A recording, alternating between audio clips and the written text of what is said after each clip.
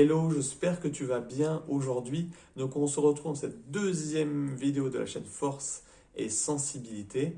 Et avant de commencer, j'aimerais t'inviter à t'abonner juste ici pour faire de ta force et de ta sensibilité de parfaits alliés.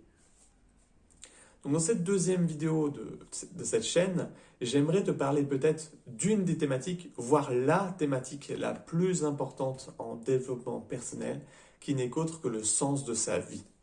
Alors qu'est-ce que c'est pour moi le sens de sa vie? C'est les actions et les pensées appropriées qui vont nous mener à la vie dont on a envie.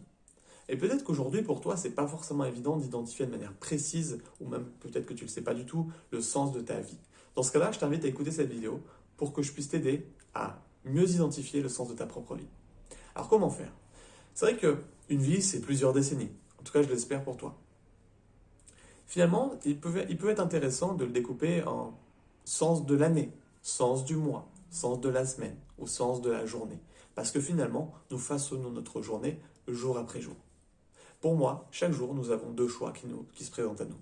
Soit nous partons dans le sens de notre vie, soit nous partons dans le sens de notre survie. C'est quoi la différence entre les deux? Le sens de notre vie, nous partons vers ce que nous voulons. Le sens de notre survie, nous partons vers ce que nous avons peur de perdre ou vers ce que nous ne voulons pas. Attention toutefois, c'est qu'il y a des gens qui cherchent à atteindre des objectifs ambitieux, par exemple être riche, parce qu'ils veulent prouver aux autres des choses. Donc là, ils sont eux aussi dans ce que moi j'appelle le sens de leur survie. Comment on fait pour identifier le soir si on a plutôt été dans le sens de notre vie ou plutôt été dans le sens de notre survie? Je t'invite à te poser la question, pourquoi est-ce que tu fais les choses? 5 fois en fait. Pourquoi 5 fois? Donc imaginons que tu vas au boulot pour gagner de l'argent. Pourquoi tu veux gagner de l'argent? Et tu verras que très souvent, nous avons plutôt tendance à partir dans le sens de notre survie. Et en soi, c'est pas un problème. Le sens de survie, le sens de la survie, c'est très bien. Le problème, c'est lorsque ça devient continuel. Et c'est jour après jour que nous vivons en mode survie, dans le sens de notre survie. Donc, qu'est-ce qui va se passer? Il va se passer des mal-être existentiels. On va se sentir de plus en plus mal et peut-être qu'on peut aller jusqu'au burn-out, la dépression ou d'autres problématiques qui peuvent être rencontrées. Donc c'était le premier point que je t'invite à distinguer le soir. Ok, dans quel sens j'ai été? Tu vois? Le deuxième point que j'aimerais te poser comme question, c'est ça veut dire quoi pour toi être heureux en fait? Parce que finalement, tout le monde veut être heureux. Mais peu de personnes dans le concret savent réellement ce que ça veut dire. Peut-être que toi tu veux être riche. Ok, mais qu'est-ce que tu veux en faire de cet argent en fait? Comment est-ce que tu veux l'utiliser? Pourquoi tu veux ça? Tu vois? Il y en a qui va être en couple. Ok, ok. Elle ressemble à quoi ta femme en fait? Dans ton monde idéal, elle ressemble à quoi? Elle ressemble. Est-ce que tu as des enfants? Qu'est-ce que tu fais avec eux? Tu vois, la précision quant à ces réponses vont déterminer si tu vas atteindre l'objectif ou pas.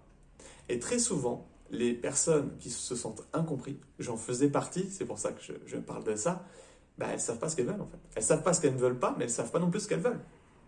Donc elles aimeraient que les autres les comprennent sans savoir eux-mêmes ce qu'elles veulent.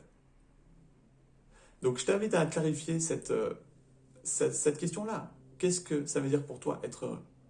Voilà. Et une fois que tu as identifié ça, tu te poses la question, qu'est-ce que ça veut dire en fait? Être en couple, avoir l'argent, euh, être heureux, être plus en confiance. Ça veut dire quoi? Confiance. Tu vois, il y a plein de mots comme ça dont on parle, mais ça veut rien dire en fait. Ça veut rien dire parce qu'il y a tellement de définitions autour des mots que finalement c'est intéressant, extrêmement intéressant de clarifier qu'est-ce que ça veut dire pour nous-mêmes. Parce que finalement, si on ne le fait pas, notre inconscient ne peut pas nous aider à atteindre quelque chose qui ne sait pas ce qu'on veut atteindre.